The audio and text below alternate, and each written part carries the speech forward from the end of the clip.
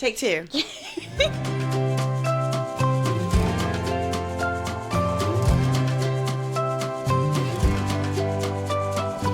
Welcome to the While You Grow podcast with Dr. Courtney Addison and me, Addison Powell, where we will dive into all things pediatrics, occupational therapy, and other important topics around children and development. So, if you are a parent, occupational therapist, student, or just want to learn more about occupational therapy and pediatrics in general, then keep listening.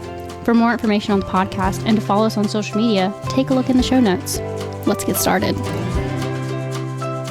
All right, welcome to the While You Grow podcast. I'm Addison Powell. And I'm Dr. Courtney Addison. And today we have Jessica. Why don't you tell us a little bit about yourself? Hi, so I am an occupational therapist here locally to the community, about 30 minutes from Presbyterian College. I work in Newberry County at Newberry Health Hospital, and been there for 9 years, but I've kind of worked in all areas of OT, from home health to outpatient to inpatient, and landed where pediatrics is my favorite. I've kind of grown into a little bit of a leadership role in my position, so with that, I decided to go back to school to bridge from my master's to my doctorate degree. And so with that, I had to develop a capstone project. And so through that, I landed on pediatric mental health awareness. Thank you. That is such a needed area, especially this really connects well into our podcast, the rural health aspect, as well as resources for parents. So tell us a little bit about your project and some of the things that we talked about before we aired. Yeah, so for the community, I just kind of did some research and looked at the data to find that in South Carolina, there's only one mental health provider for 546 people. Wow. Which is not enough already. Yeah. And then when you look at a rural area like Newberry County, it's one mental health provider for 1,671 people. Whew. Yeah, so that's really sad because as an OT, since COVID, I've noticed a huge increase in kids with behavioral anxiety, depression issues, so kind of related to the mental health realm of things, and they don't have help specifically for mental health. So I saw an opportunity for us as OTs to be able to fill that gap and provide a role for providing more education related to the prevention, the wellness, and just teaching them the strategies for coping, regulation skills to try to address mental health at an early age so that it's not developing into mental illness in the future. So with that, in my community, I did a needs assessment to find out what parents needed. 69% of parents said that they didn't have any resources for mental health or didn't know where to turn to for mental health for school-age children. And then 93% of those parents reported that they did have a resource. They felt like it would be beneficial and useful for them. Very good. That's awesome. So kind of going back to something you said earlier, why post-COVID? What do you think are the biggest influencing factors? And can you kind of clarify, like, any age, like what's the earliest age that you're seeing and helping and those kinds of things? So I start birth with my kiddos, but it's really those kids, honestly, like 2 to 3 years old, like the preschool age kids that are really, really struggling out of COVID with like any kind of engagement with other people, right? Because they were socially isolated for so long. So when they would come into the clinic, there would be so much anxiety for them to just be out in the community and coming into a new place. Whereas kids before, it was a little scary to come to a new place, to a new clinic. But these kids, it would take a lot longer to develop the therapist rapport with them. And even their parents, you would just see a lot of anxiety about like touching things, being around other children because of germs and different things like that. And kids just didn't know social skills. Kids really didn't know how to play anymore, especially with each other. And then, of course, devices were huge, I feel like, during COVID, especially for those preschoolers, kindergartners, first graders, because they were doing everything virtually. Like they would come in and not know how to hold a pen and a pencil, and they were so weak, because they've just been stuck inside. Right. So those are kind of some of the things that I was seeing. Yeah, there's like COVID just really impacted so many things, and your whole life just changed. And for us adults, like it was a little bit easier to adapt, but there was, it's still a rise in mental health issues with adults too, but I can only imagine with children. Right. And it's been 5 years, this month that we've had COVID. And it just seems like it was just yesterday. So the 5-year anniversary, and we're still seeing the effects of that period, that time. What would you say we hope to have different audience out there as OT students, OT providers, parents, anybody that works with children. But what would you say, describe the role of, we know the role of OT with mental health. Can you describe that and what you hope to, kind of focus on with a project like this? Yeah, so kind of my goal with it is to provide more education to the topic to try to reduce the stigma, because we all know mental health, when people say that, people don't want to talk about it. Right. People are afraid of the stigma related to it, where all of us need to practice good mental health, right? Mm-hmm. Not just people who are struggling with it, because anyone could have a mental health crisis. So I feel like as OT providers, our role in that is teaching, if we're talking about kids, teaching them regulation skills, teaching them coping skills, and working on that social interaction engagement with other children in the community. And I think it's really important for parents to get those kids back out there, right? Engaged in their community and doing things, sports is really picked back up again. Extracurricular activities are happening again. Right. But even being out there as an OT, I'm like, oh, that kid needs some OT. You can just see it, because they've just been, in a bubble. Right. For so long. Saw them not participating in everything that usually kids participate in. Yeah, so really just bringing in, I guess, sum it up, the education and awareness, because my goal in it would be to prevent those things from happening in the future, trying to address it at an early age with the school-age children so that they can learn those strategies and techniques so it doesn't turn into mental illness in the future. Yeah, absolutely. And I feel like there's a lot of people out there that don't realize that, we are rooted in mental health, and under that is that, emotional regulation, all that. And sometimes I think we're put in, upper extremity fine motor bubble, and not everybody realizes that we work on some of these others. We've really been able to educate some of the local pediatricians and providers in our area, sensory screenings, but it's not just sensory, right? It's the emotional regulation, the coping skills. These kids are being labeled as bad kids when they're truly not bad kids. They just need some help, and OTs can do that. So we've definitely seen a big increase, not just from the fine motor orders that we used to get. That's all they thought. That's all they thought we worked on. It just took educating the providers that, hey, we do more than just fine motor skills. Right. So that's what I want the community to know, is to increase that awareness. Right. I find that most rural pediatricians are very receptive, because they are, they're pediatricians in rural communities aren't here to make the money. Right. You know what I mean? So what are some specific barriers that rural communities are facing that you're finding versus other areas? That's, Clinton and Lawrence County is very similar to Newberry. The population, so the socioeconomic status is very similar. What are some of those specific barriers that can be addressed?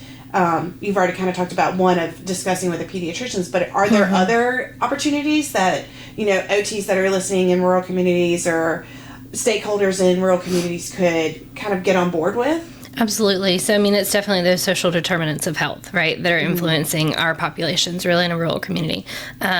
Lack of education and knowledge about services around them, lack of transportation, because, like I said, those services just aren't local, or they just don't know about them. So as OTs or OT students, I would recommend just trying to get out in your community and find out, because I hate to say that as an OT there for 9 years, there were some resources I didn't know about. So I was able to reach out to a few stakeholders from the couple little things that I do about, there's some positive parenting programs and some strengthening families programs. And I'm like, well, obviously a lot of these kids with behaviors and things are going to be sent there, right, from the schools. And so I just met people, and I was actually able to join something called the Community Action Team in Newberry County. Oh, nice. And it's a group of community members, stakeholders, so it can be parents, it's leaders, it's therapists, it's people from the school district, and it's an open-ended group that's run through First Steps of Newberry County. And someone from Children's Trust comes down, and we have a monthly meeting once a month. So I kind of got to come in kind of after they'd already established, what they were working on, and their goal was to help improve child well-being in our community. And I was like, well, this is perfect, for what I'm working on. Yeah. So just being in with that group, we are starting to develop and work on a parent workshop coming up. We're still trying to figure out how that's going to look, but almost like our SCOTA conference, we want to have a parent conference in Newberry County where they have breakout sessions to see and learn about topics that are important to them. So really just trying to meet people in your community. That way you can come together, because we are all doing different things, but we can all come together to make that more of a holistic view on how to help these families and children in our community. Right. So through that group, I was able to find that, and I'm hoping to be able to bridge the gap in our community and kind of get everybody together to have a common goal.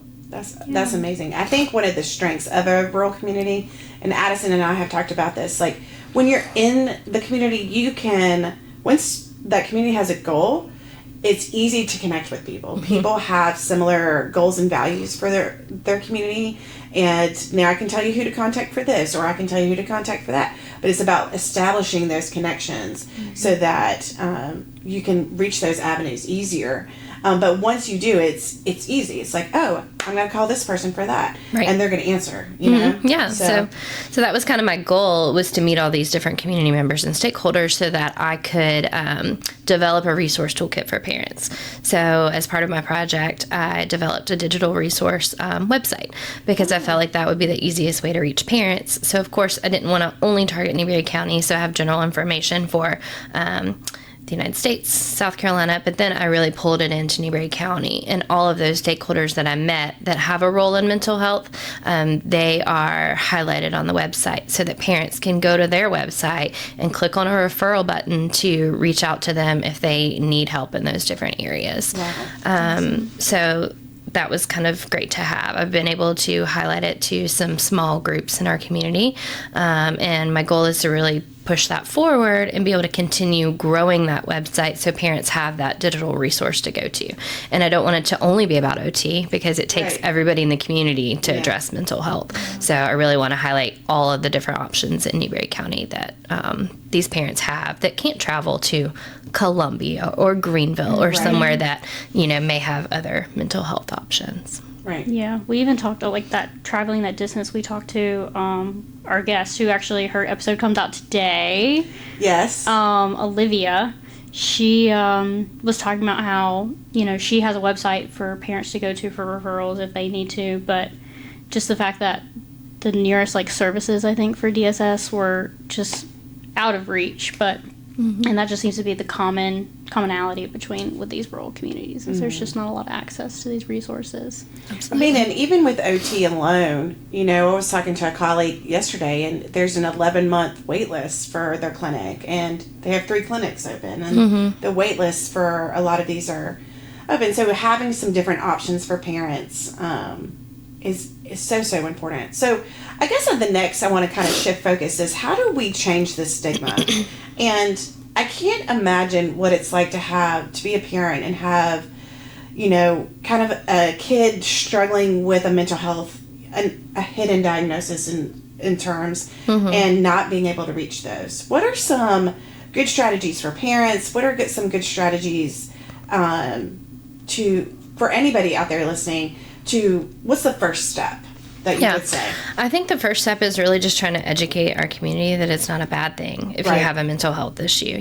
Kind of bring more light to the situation, more awareness to mental health, because the parent, obviously the kid doesn't know they have that issue. Right. It's the parent that's afraid to have that label or have that diagnosis. But the thing is, if we're not addressing it at an early age, then it can lead to way further issues in the future, a ripple effect, right? It's going to affect their quality of life. It's going to impact the parent's quality of life. And then, there's so much research showing that, people who don't get help for mental health leads to homelessness and suicide. So just bringing light to, if you don't address it early, there's so much worse things that can happen, and just trying to teach them that it's okay, trying to normalize mental health a little bit more. Right. And I think being able to share that in the community and kind of create a community of positive mental health through, just different programs in the community, like yoga classes, exercise classes, going and do things that you like to have that good self-care on a daily basis, because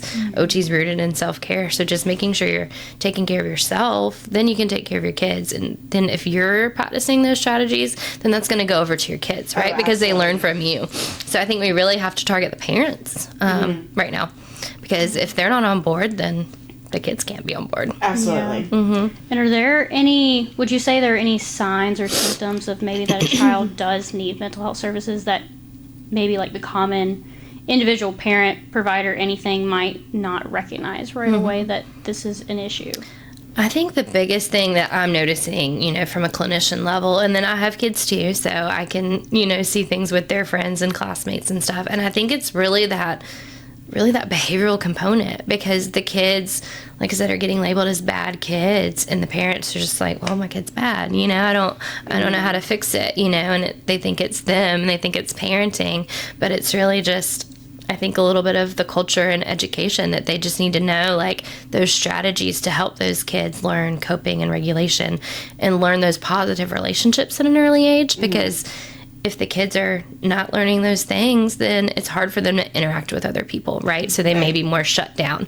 It's hard for them to have one teacher telling you to do things this way, another teacher telling you to do things this way, and that kind of thing. So just learning overall coping skills, emotional regulation, I think that's one of the biggest things, because if kids don't have that, they either shut down or have a huge tantrum, right? And sometimes you can't get past that, because if you're not in a healthy state, you can't learn, right?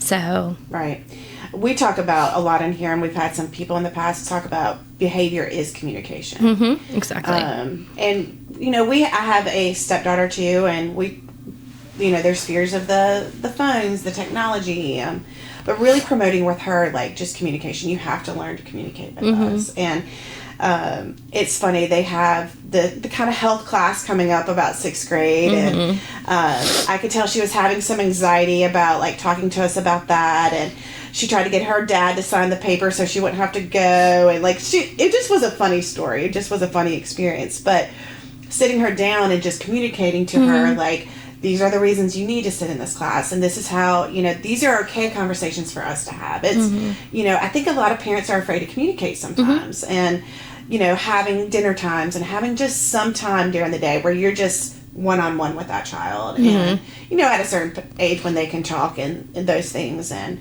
kind of communicate with you. But it's interesting, and nobody has the right way to do it. There's not one way to do it. And we fail and succeed in all different fashions, but it's all about just meeting that child where they're at. Right. And that's our motto of this podcast. Yeah. What are some other strategies for parents, say, of, like that 8 and above, like they can just easily implement on a day-to-day basis to help mental health with their children?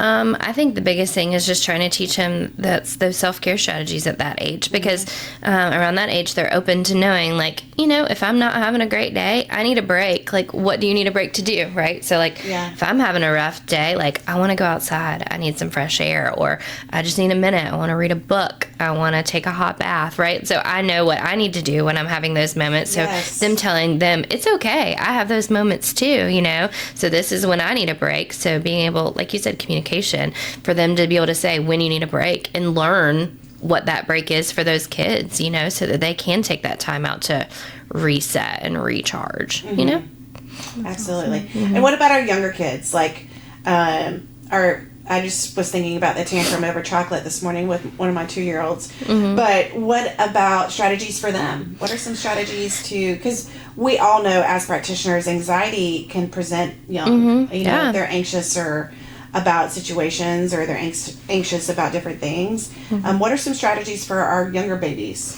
And I think that one's a little bit hard, because parents always want to fix it when they're having the tantrum. Right. And I always tell parents that's the worst time to do it sometimes, because they are not listening to you. They're not focused. They're having this tantrum, and that's the only thing that's important right now. So like you said, meeting them where they're at. So if they're having this tantrum, let's just work on regulation and calming them down and trying to figure out what they need in that moment.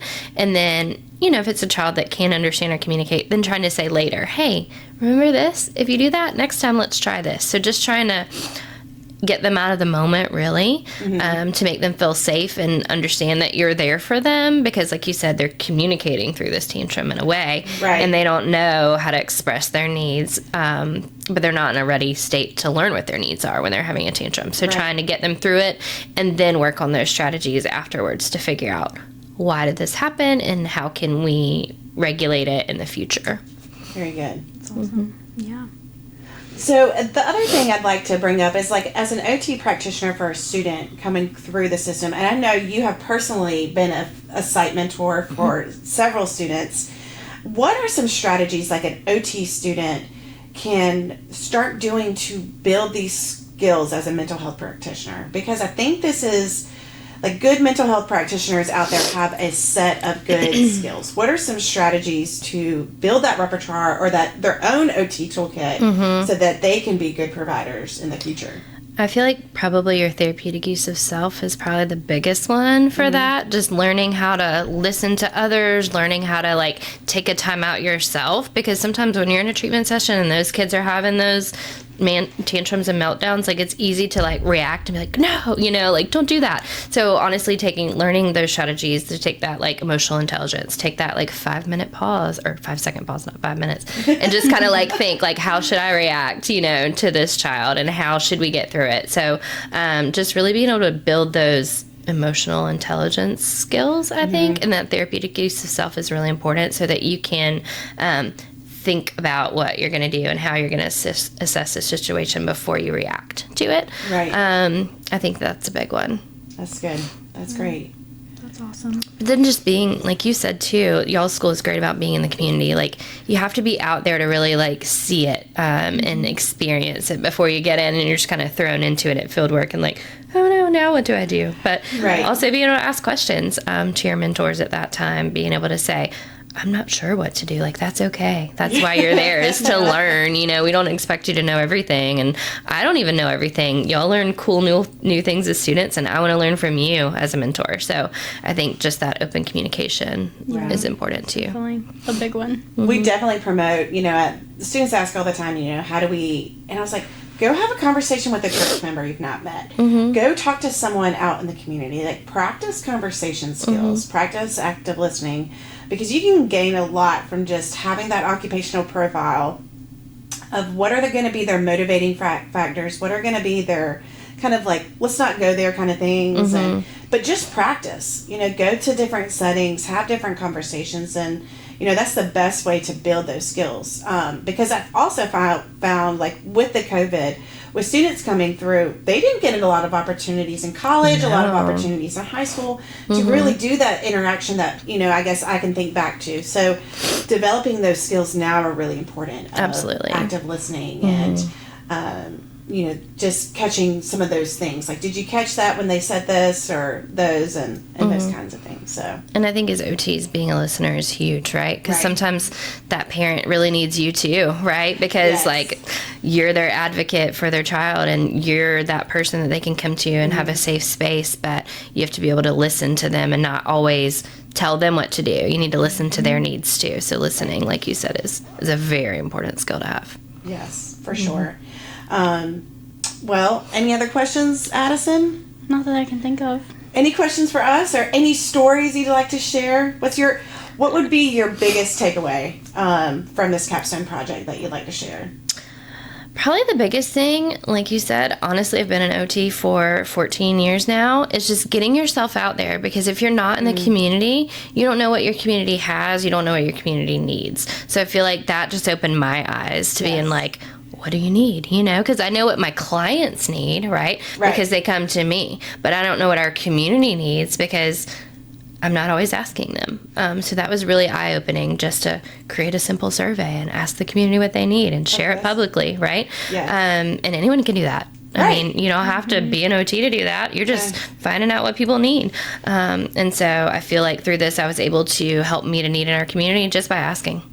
That's amazing. So That's amazing. I think, and before I was just like, I asked my clients, but I don't think to ask the whole community. So Yes, I just got this visualization of me asking my 2-year-old MJ, like, what does he need? This morning, and him like, chocolate. Right. Exactly. Like, I need my chocolate. So sometimes we all need chocolate. yeah, we do. Meeting them where they're at, right? Yeah, meet him where they're at. His brother had woken him up early, so he was in a funk. So. Well, thank you for coming on. Absolutely. It's been awesome to have you. I Yes. was really excited to talk about this. Even though we've already done mental health, we mostly focus it in school, and it's just such an important topic. You can't not talk about it just once. Right. And we're just so passionate about this community and hoping to just reach people. That's part of the podcast. Right. That maybe one person will listen to this podcast and be motivated, or one student or one parent, and just know that there's other like-minded people out there that are wanting the best for their communities, and hopefully this is a great start. Right. I think it is, and I appreciate you having me on to talk today. Of course. So, yeah, Yes, thank you. Thank you. All right. Y'all have a good day. Thanks. Thanks for listening to the While You Grow podcast. If you learned something on this episode, please like, share, and comment. Join us next time as we dive into all things pediatrics, occupational therapy, and other important topics around children and development.